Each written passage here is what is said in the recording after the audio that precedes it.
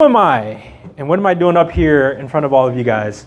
And why did I invite all of you guys into this room and then, feed you guys, get sponsors and all that stuff? The main reason is because, I believe in community, right? And I wanted to tell you guys where I started. So I grew up, probably like most of you guys, a Hmong kid. Parents didn't know much English, right? Wanted me to be a doctor, a lawyer, or an engineer. That was Laura's dream, right, Laura? They wanted me to be in those positions, but of course, I was a ghetto kid. We grew up in a ghetto area, and of course, that didn't happen, right? I graduated high school with a super high 1.7 GPA, and here we go.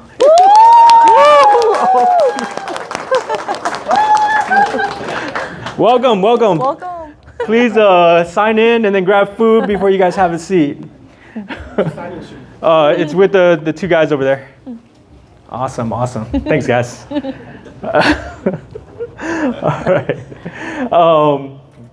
All right. So I started in Michigan, right? That's where I grew up, and of course, I didn't do very well in school. School wasn't really for me, and then I moved out here and got into the banking industry.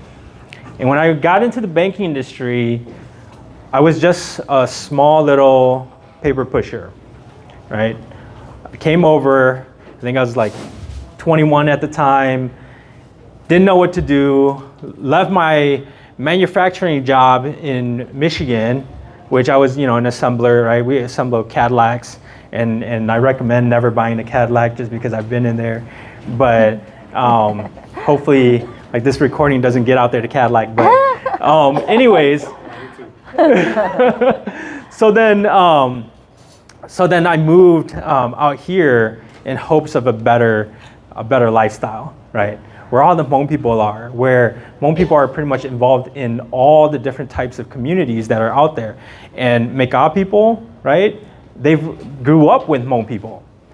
And I moved out here and I got brought into the banking system, right? And I went to work for Wells Fargo. Was a paper pusher. All I did was create files back when we used to use papers, right? Back in the early 2000s, that's what we did. And I did that, but the only thing I knew was that you need to work hard. My parents had owned a restaurant. They worked super hard, day and night, in and out, nonstop. I basically didn't see them as kids, right? We saw our teachers more than we saw our parents because they were just out there trying to make a living. And of course, the restaurant business is 365, right? For those of you guys that might be in the restaurant business, you guys know that you're in there day in, day out. There's really no vacation. If you close up shop, you don't make money. And then you basically shut it down for whether it be a week around Christmas, so you can go on vacation real quick, take a break, or you just stay open, right? Which my parents, they pretty much just stayed open. So fast forward, right? I go from networking from one person to another, right? I got to know all of the managers at Wells Fargo because I was really good at what I did, right? Creating files. I finished it in maybe 3 hours, and the rest of the time I walked around the building. And I just walked to talk to managers. Hey, what are you doing? How are you doing? What is your job? How do you handle your job? Because, of course, I didn't have a college degree, right? And the only way that I knew how to get there was to network. I mean, I could go back to school, but then that was a long drawn process and I hated school anyways. So then what I did was I went and I networked with a bunch of managers. Well, one day, a manager walked by and he was like, "Are you really finished with your work?" Right? And this was before lunch, right? And I'm like, because I was twirling in my chair. And he was like, "Are you really finished with your work?" And I was like, "Yeah, do you need some? I'll do it for you." Because I got nothing to do for the next 4 hours. And he's like, "Why don't you come work for me?" And I was like, what do you guys do? And they're like, "We process." And I was like, "Process? What do you process?" And they're like, "We process loans," right?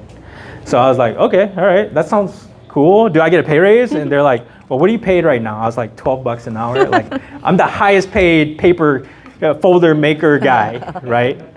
And they were like, okay, yeah, we'll give you a bump, right? So they bumped me up to $14, and I was like, and that was in like 2 months, right? They bumped me up to $14, and I was like, you know, I was 21, and I was like, yeah, this is back in the days, it was a ton of money, right? Like today, it's like nothing. Yeah. So, or at least that's how I felt, right? Because I was just trying to get to $20 an hour, right? I was like, $40,000 a year, I'm gonna be super rich, right? And I'm just gonna be good, and I'm gonna be set for life. And of course, right, I become a processor. I eventually, when I became a processor, I had to become a temp, right? And I went through the temping process. When they finally hired me on, they hired me at $16, and I was like, wait, that's not fair. Someone else wants to hire me for 18, so then they gave me $18 an hour, right? And so that was another 2 months later that they gave me the $18 an hour. So I was like, yeah, I'm getting paid more than all of the adults I used to know back in the days, right? And I'm like, dude, I'm like super good now. But then I could barely pay for my house, my kids, the things that I need, right? It was tough, it was difficult.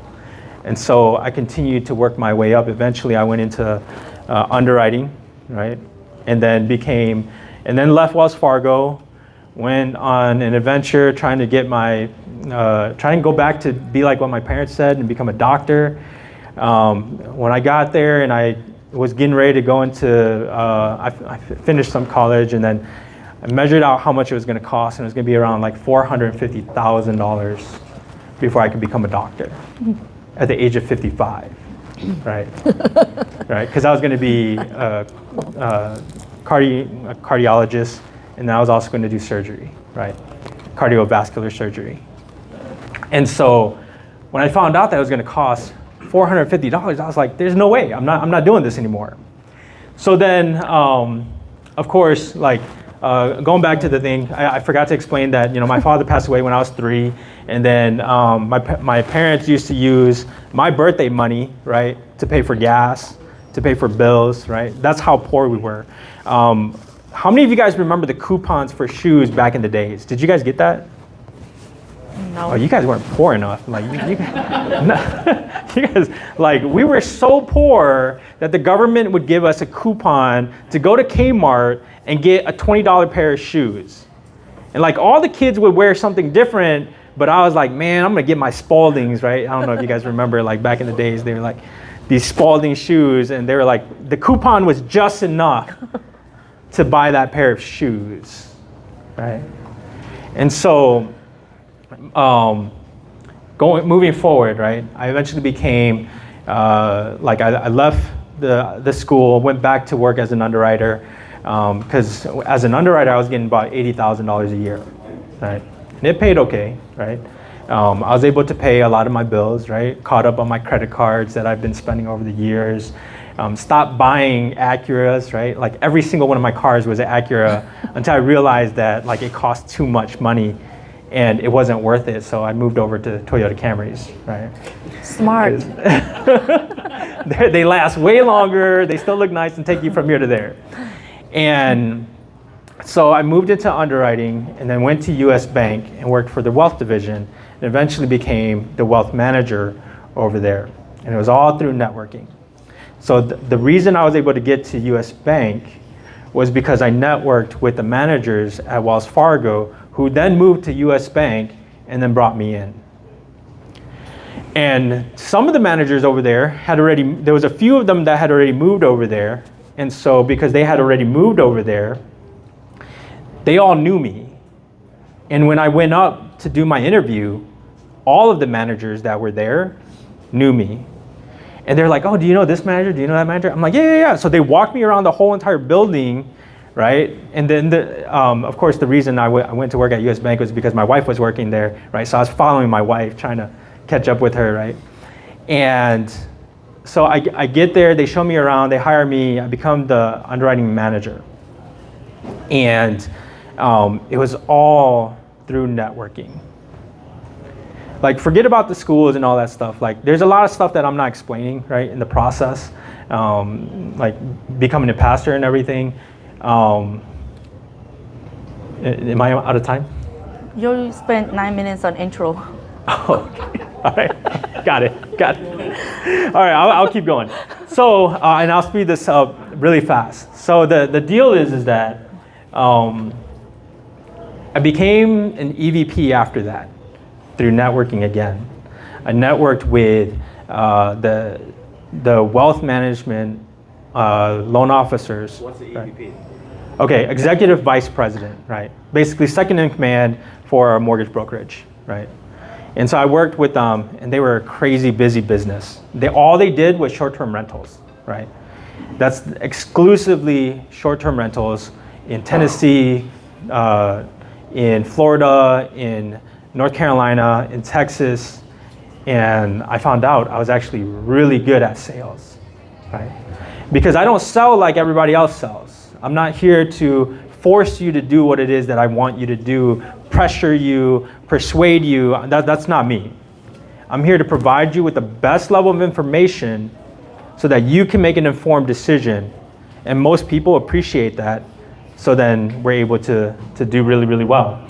So what happens is I become the EVP, the CEO, she was there half the time. And so I was kind of running her business for her. And of course, my income was all commission. The only money I made was from the clients that I brought in, I closed. And when I made money, the company made twice as much as I did. So of course, I talked to her about it.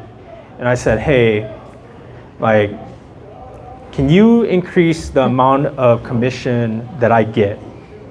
And she's like, what do you mean? You're like, are you not satisfied with making six figures, right? And I was like, well, I mean, I run the books. I see what you make, right? And all I'm asking is that you increase my commission so that I can earn more for your company. And I can do more for your company and make your company more successful. Can you help me out just a little bit so I can add some marketing for myself? And she said, you know what, let me talk to my partner. She went and talked to the other owner, right? And the other owner is like, no, we're not doing it. And so she came back to me and she was like, I can give you like a partial system thing that basically didn't do anything, right? And I was like, all right, I need to think about what it is that I'm doing here because you know how valuable I am to your company. And so of course, after about a month of thinking about it, I was like, you know what? Let me just open my own mortgage brokerage and let me focus on real estate. And while all of this is happening, right, I got my license back in 2014 as a realtor for investment purposes. So I knew, because I was in the mortgage industry, that some of the richest guys that were coming through my pipeline, right, because I got to underwrite these guys. And what that means is I'm looking at all of their numbers. I'm looking at their tax returns, how they do business. And every one of them owned real estate when they got up there to where they're making a lot of money. Now, it might be a restaurant that they purchased, but where they made their money was, or where they kept their money was real estate. So just like my boo was saying, they were using 1031 exchange program to avoid taxes. So they buy a property, write off all of the depreciation is what they called it, right? Paper losses.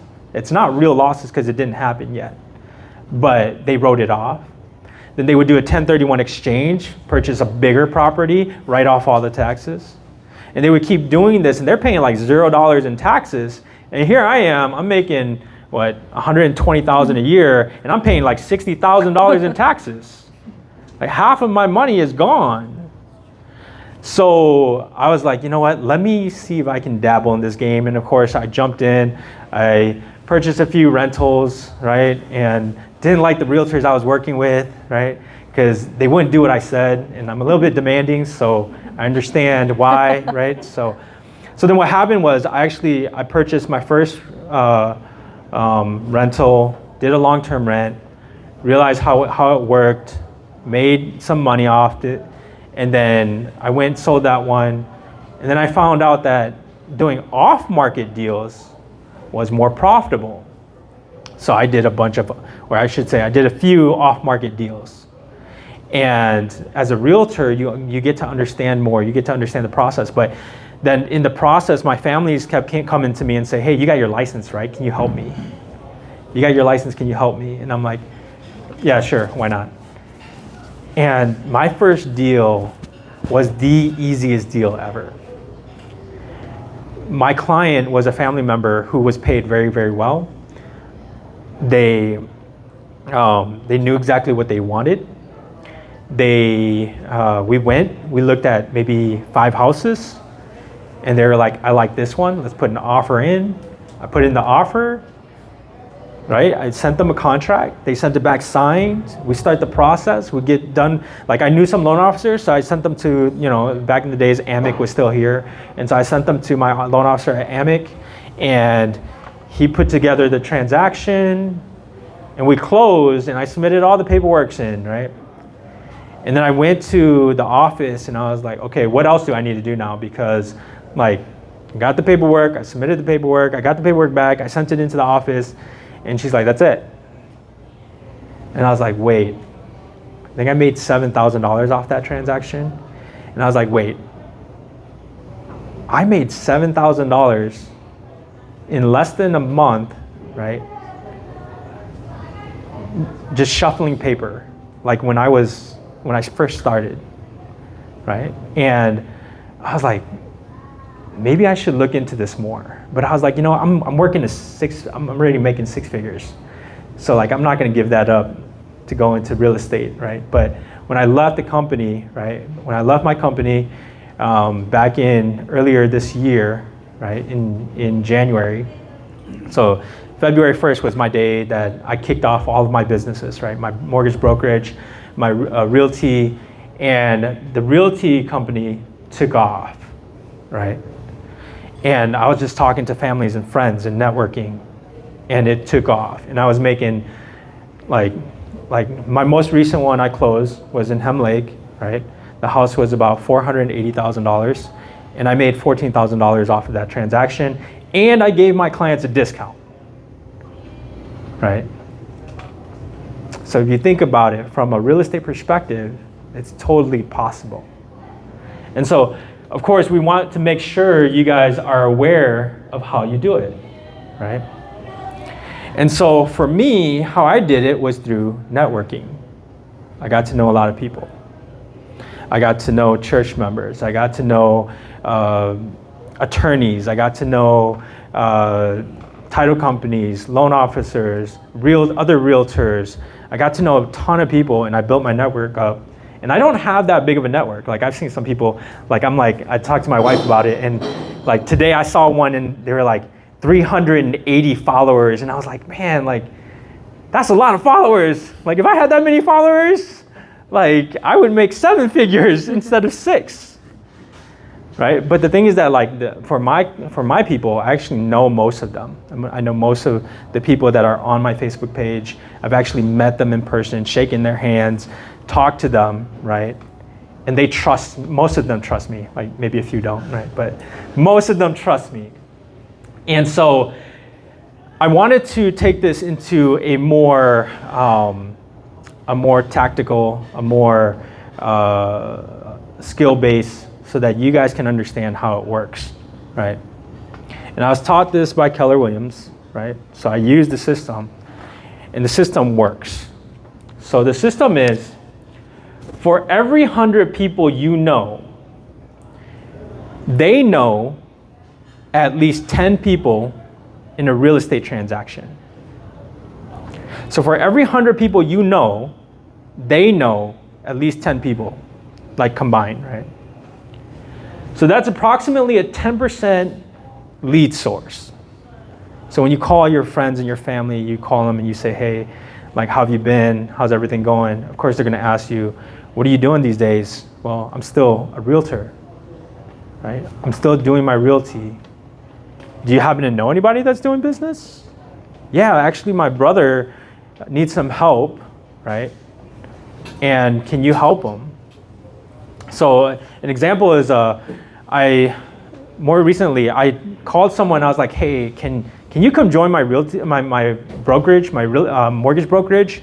Because I need an assistant because I don't have time doing some of the things I do. Can you come and join?" And she's like, "Yeah, I can. Let me go take the test first, right? Get my license, and then I'll come join you. And then eventually, I'd like to be a loan officer." And I'm like, "Perfect, awesome." Right? And then 2 weeks later, she calls me back and she's like, "Hey, Johnny, my brother's buying a house. Can you help him?" And of course, the answer is, yeah, of course, absolutely. I'm going to do my best to make sure that they get taken care of, right? And so out of that 10% lead source, the likelihood is that you'll close one, right? It's a 1% out of the 100 that you actually talk to that you get. So mathematically, right, it becomes a numbers game. If you understand the numbers game, then you understand how many transactions you need to do, how many people you need to talk to. So I know about 1,000 people, right? So my capture rate should be at least 10 transactions per year, just based off of what they're called the sphere of influence, right? The people that you know, the people that you care about, the people that you serve, right? So to make $100,000, and I made the math kind of easy here, right? I made the math easy on purpose so that everybody can understand. So if you look at the numbers, right, you just have to do the math behind it. Every transaction, right, the average transactions here in Minnesota is about $340,000 per house. That's pretty average, right?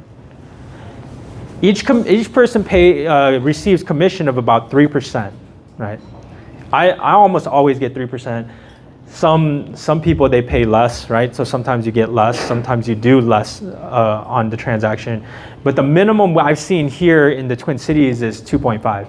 Like, I mean, I've seen the 1% out there, but those are like trash type properties, right? Like nobody really wants those properties.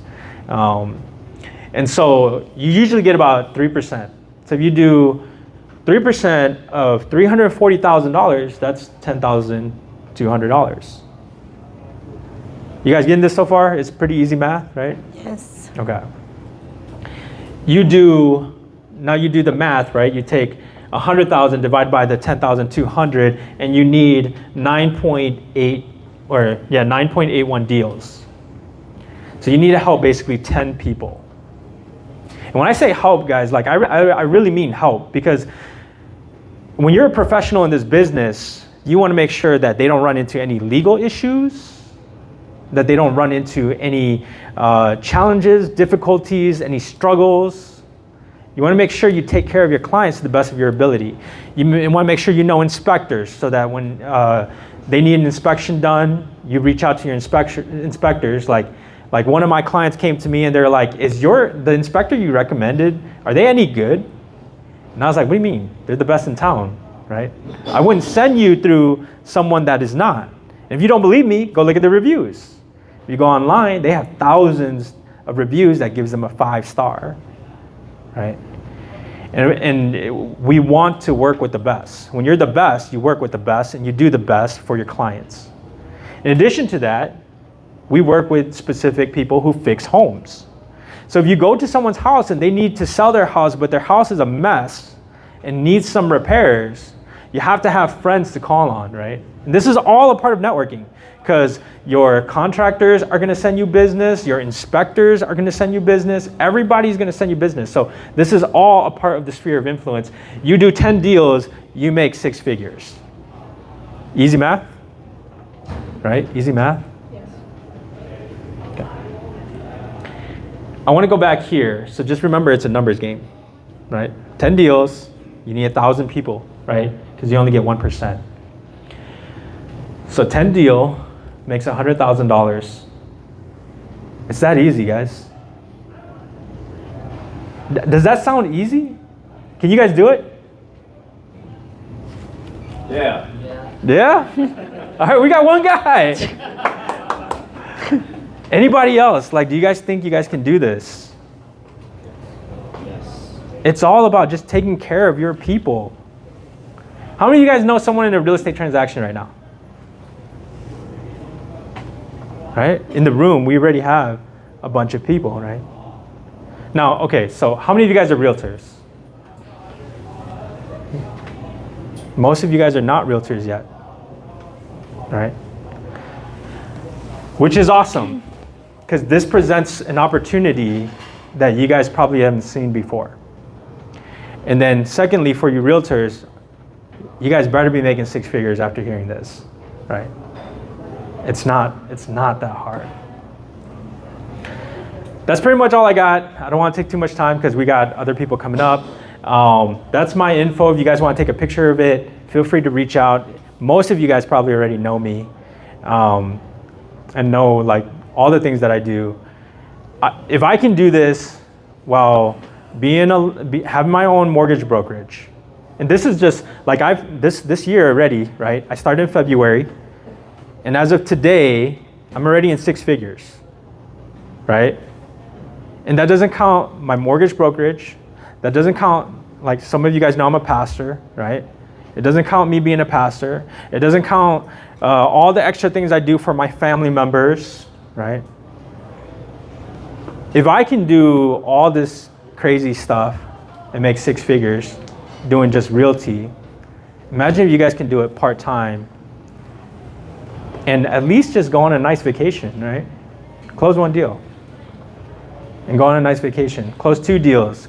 Close 4 deals, and if you're not a realtor and let's say some of you guys have the ability to close deals outside of being a realtor, right? If you guys can close 4 deals, you can start real estate investing, right? A lot of you guys might not have the initial cash, but if you close 4 deals, that's $40,000. Come talk to some of us that have the ability to strategize to do the investment part, and you guys will do phenomenal. That's all I got.